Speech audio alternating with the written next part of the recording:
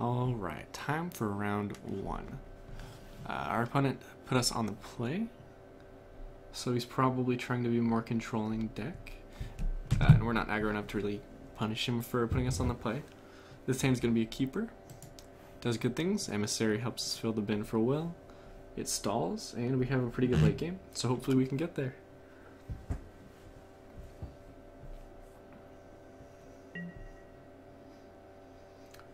Okay, so play the tap lane first, and F6 to the opponent. Now F6 is a very lazy thing to do, but we're doing it. Alright, we're going against, I'm assuming, Teamer, but I'm also ready to be proven wrong. High lane game is my,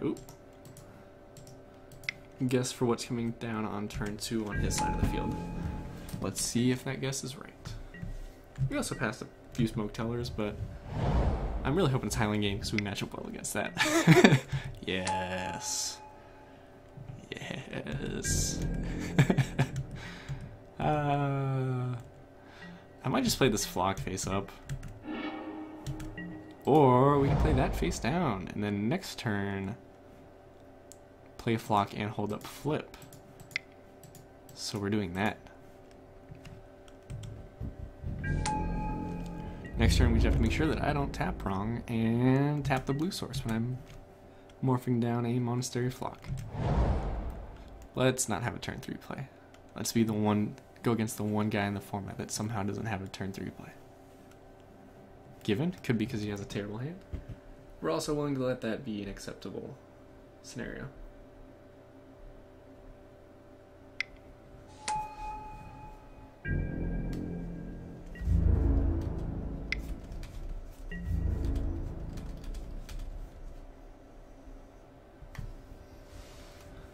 What? Well, we're definitely willing to trade this, fill our bin, and get a mystery card. That, knowing our luck, let's have it be the Mistfire. Ah, the land that would let us cast a cool card.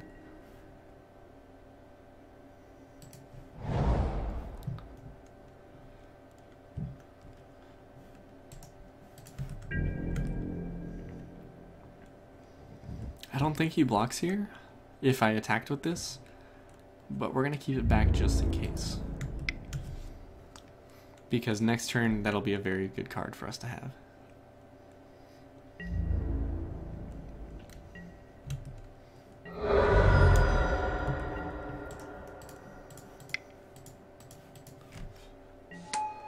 And pass the turn. Next turn, we'll also have Will of the Naga. Semi-relevant.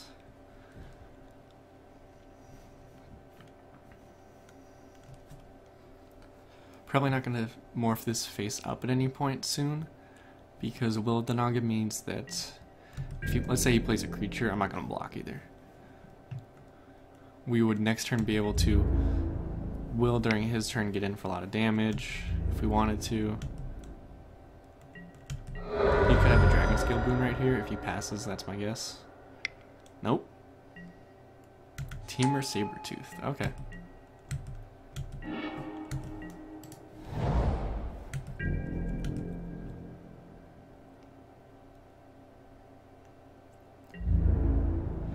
I think if I attack it with everything, he doesn't block.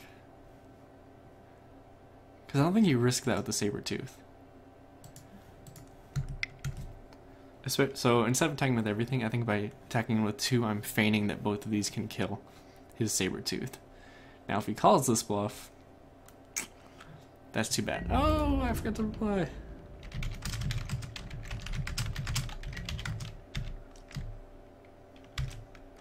So he got punished. I don't know who makes that block there, because Sabertooth is just one of the best cards. When I was talking about best uncommons, Sabertooth is up there for sure.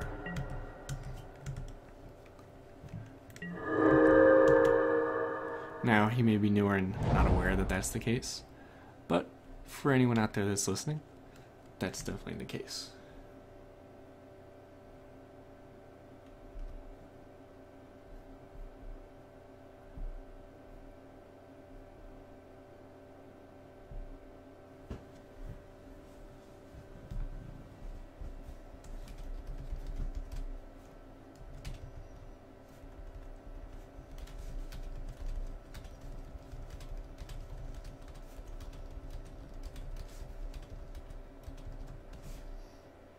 Let's see what he's gonna go for here. Sorry, I had to type up a message somewhere. It's helping someone figure out how to redeem a complete set. Sultai Scavenger, good card. Not good enough, but a very good card. Oh, Murderous Cut, that's unfortunate. Also, unless he has a follow-up play here, not tapping everything is probably the wrong move. Oh, he has a follow-up play. Okay.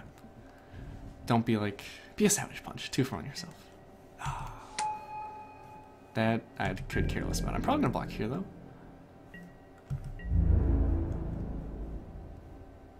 Because he's at the point where he can unmorph this.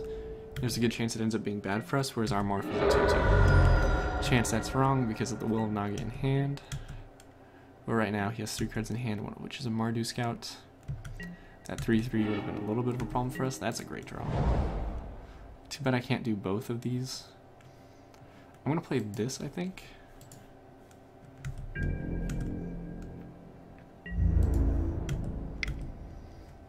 If we draw an island next turn, I think we'll be able to Misfire and Will. I'm not doing the maths. Just an assumption. Murderous Cut, didn't mention it during any of the pack drafting, but also a fantastic uncommon to open, although it's in cons, not Fate Reforged, which is what I was talking about with the best cards. Best uncommons, sorry. 4-1, that's not very good.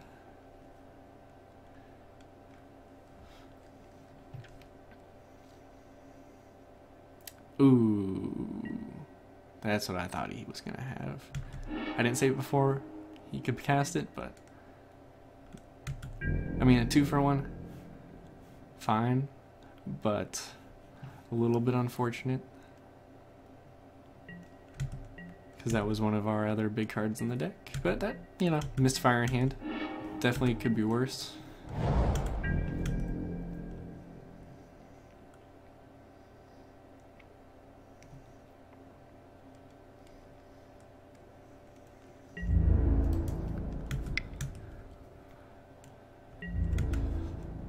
Although the game looks very close, I'm feeling relatively confident at this point in time. Ooh. Bad tapping almost happened.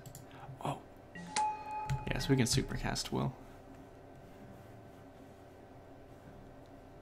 And for the Urk, if I was to cast Will during his turn, I would tap all 3 lands, only exile 3, because if you're not going to use your lands for anything else, you're better off leaving cards in your graveyard, because these are all essentially Lotus Blooms for my other Will of Naga. Play like, I don't know what I wanted to play. Just tap. Okay. 3-1. You got me.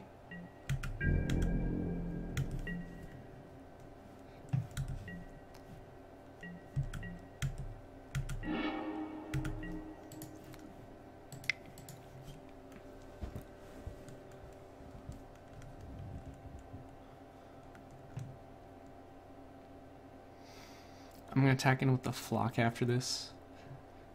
I don't think he blocks. Could be the wrong move because there's a world where we use Mistfire to push through 4, 3, 5, 7 twice.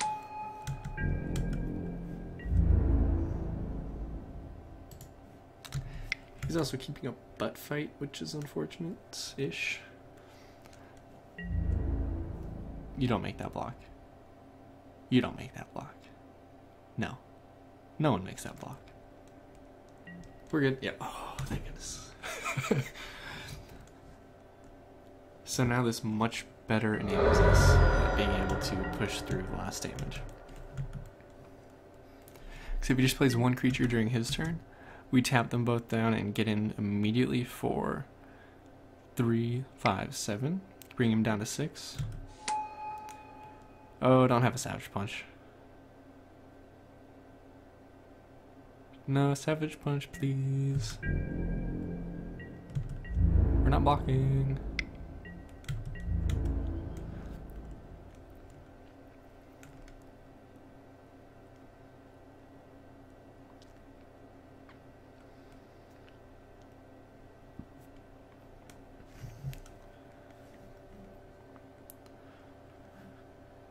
Savage Punch is probably the most impactful card he can have right now. I think he has a Team or Battle Rage, which is why he's thinking right now.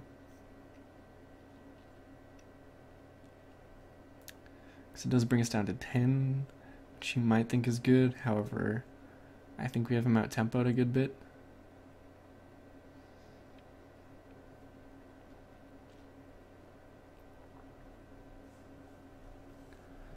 We do still need to draw something decent, I think.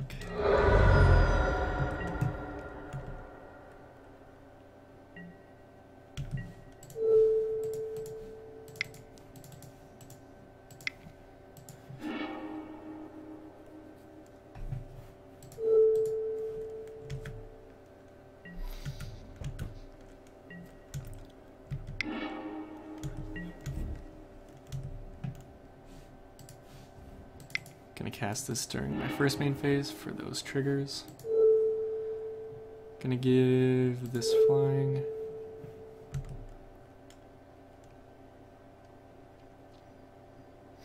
I don't think there's a... Oh, no, it's 3 mana. Yeah. The untap is 3 mana. Untap and reach. I'll take this. This. Go to the bin. Go to the bin. Rise is great here, gives us a little bit more of a answer in case he somehow drops some sort of bomb. He could be playing Dune Blast. I am remembering that. And, you know, by that I mean I just remember that right now. He could go white land into Dune Blast. And luckily, now we have an Archfiend. Ideally, I don't want to show him this Archfiend if I don't have to. Tap out 5 mana for 1 creature. Beautiful. It's looking good. Looking good. Okay, okay. You can't attack with it. Not sure why I did that at instant speed. If he had another land, he could have gone into Team or Battle Rage and just make us cry. But he doesn't have it. Not going to show him that. Slash can't cast that.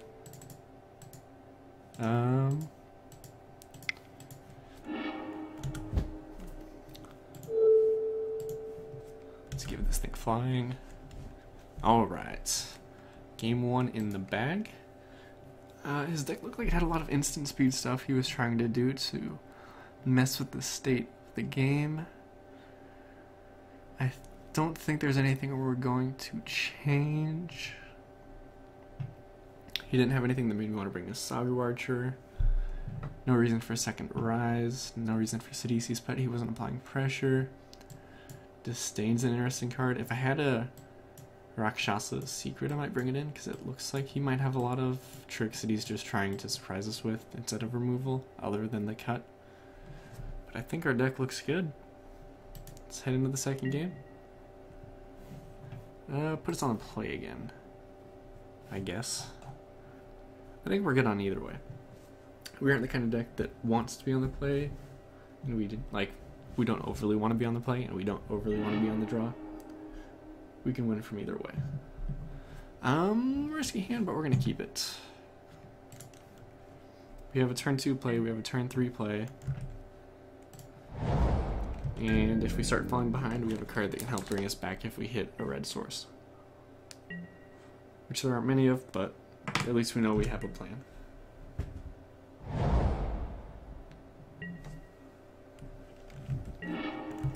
And there's our land for Glacial Stalker. Could use another blue now for the Will of Nagas. Highland? Nope, no Highland. Going to play, I think, the Frostwalker next turn.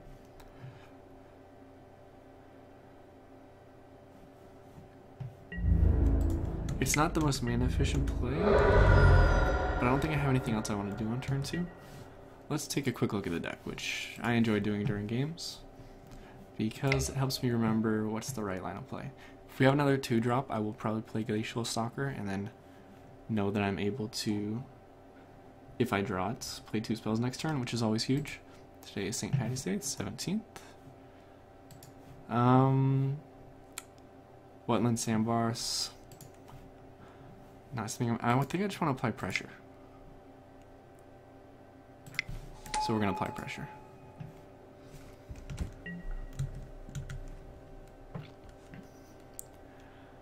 if he falters at all, this Frostwalker is going to punish him in a huge way.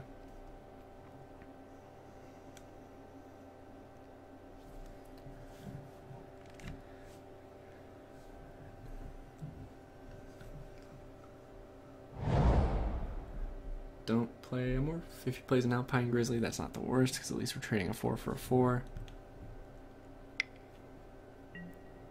Oh, beautiful. So this is the kind of play that this punishes.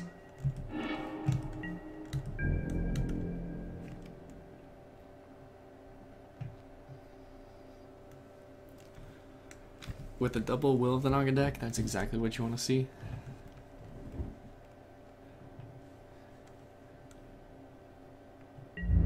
It'd be nice if we had another land, especially an island, so that Will can start to get turned on.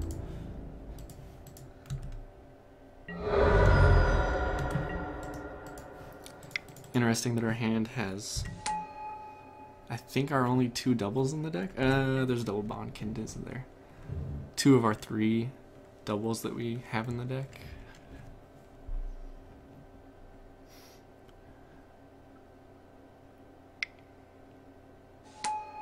Okay, okay. Swift Spear, you got me, man. You got me.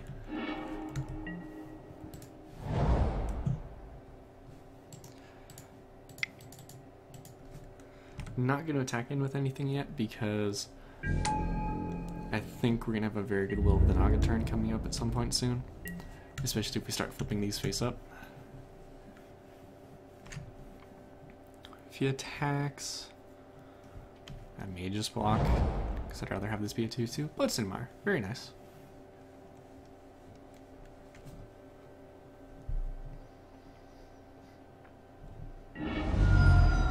You got it, friend. Go get your... Oh, mountain. Okay, makes sense. He has a second black source already. So, the white and Abzan banner. Toon Blast. Calling it. Reason not to attack in with Sultai Emissary, or block with Sultai Emissary.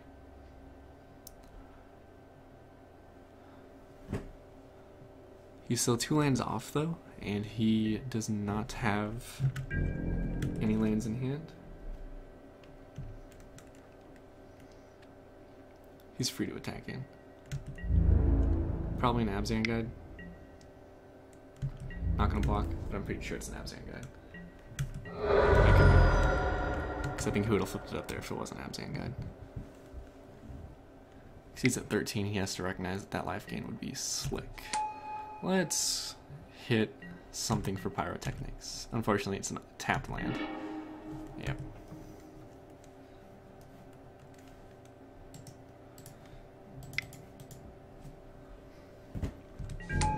Once we hit 5 mana, we're going to start being able to flip up all of these great things. And playing Will of the Naga, kind of awkward that we can't do both in the same turn, but flipping up a 1 and then playing Will of the Naga, just on its own, should be amazing.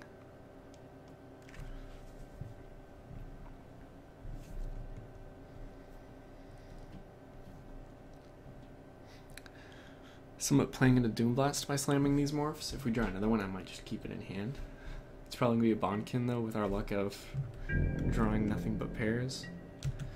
I think I block with a Frostwalker here. And a Sultai Emissary there.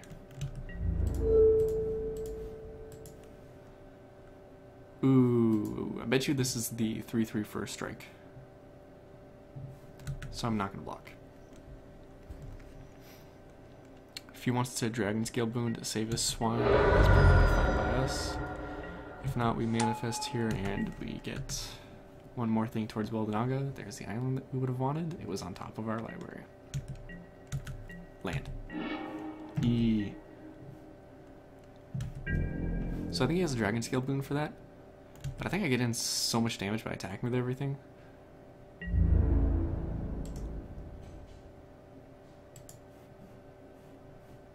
He'll eat 2 things. If you Dragon Scale Boons this, goes up to 5, 4, 5. But it'll also open up our Will of the Naga, which I'm okay with. Okay. Turning it up. Absent guard? Absent guard. Did I know what it was? What? I'm so confused. Nothing happened there, right? Yeah. That was so weird.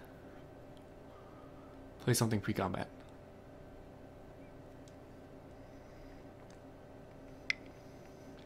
Yes. Yes. Pre-combat. Beautiful.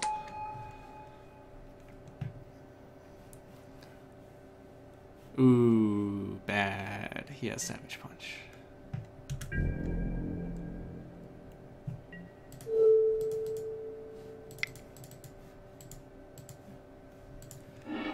Doing it anyways. He can post-combat Savage Punch, take out one of our morphs in a 1-for-1. It's fine. Nope, doesn't happen.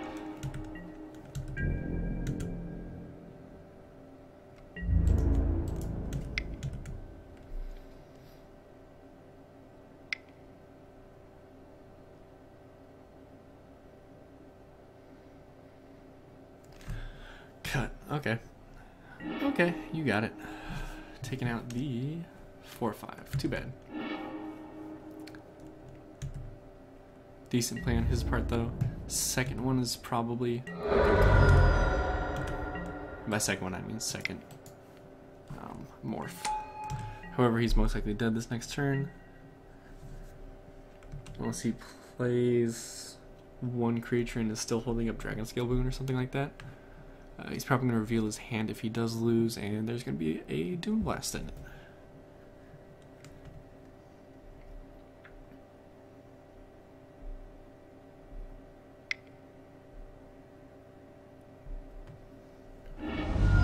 Ooh, Savage Punch. There goes our we're winning next turn play, but fine. He's not holding up Dragon Scale Boon, which is nice.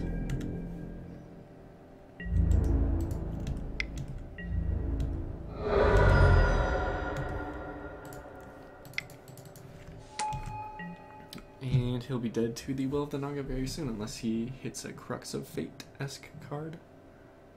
In which case, we'll be trying to draw into something red, the Pyrotechnics. Misfire may have been a bad play there, for that same Crux of Fate reason.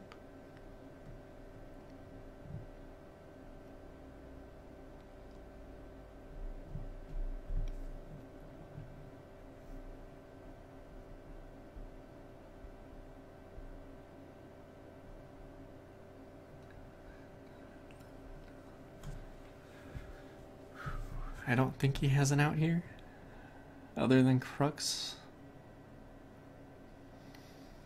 But you guys know that that's Swiftwater Cliffs is on the top of our deck, so I'm not actually worried about it.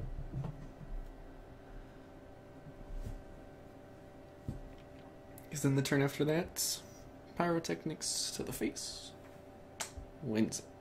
Unless he has Mark by Honor. But there's no way anyone splashes that. Just paying mana. What's it gonna be? Okay. No other land to hold up Dragon Scale Boon, and he's dead. Probably dead anyways. Oh, yep. He's gonna be dead. Ooh, good play, good play. Still dead, but I like it. Put some dead on board, actually. I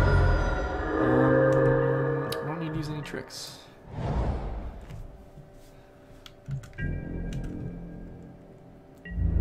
He might not know that that's a trigger, and thus he loses. Oh, is that a Watcher of the Roost? That would be hilarious. I'm not doing anything because he's dead.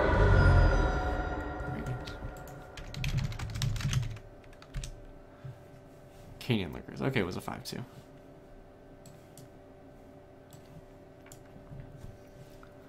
His deck seemed okay. Nothing great. I think being in 3 colors that aren't a supported clan is just a big disadvantage in this format because you don't have those 3 color morphs like Sultai has, Abzan has. Other than I'm not a huge fan of the Jeskai one personally because it's just normally fairly easy to play around in my book. But the rest of them are all great cards, and they're not the kind of thing that I want to be missing out on in this format, which is kind of why I was so quick to be willing to go into Sultai. Alright, thanks for tuning in for round 1. I will wait around for round 2, which looks like it's going to be quite some time given that no one has finished a game in this match. So I will see you guys in the next round.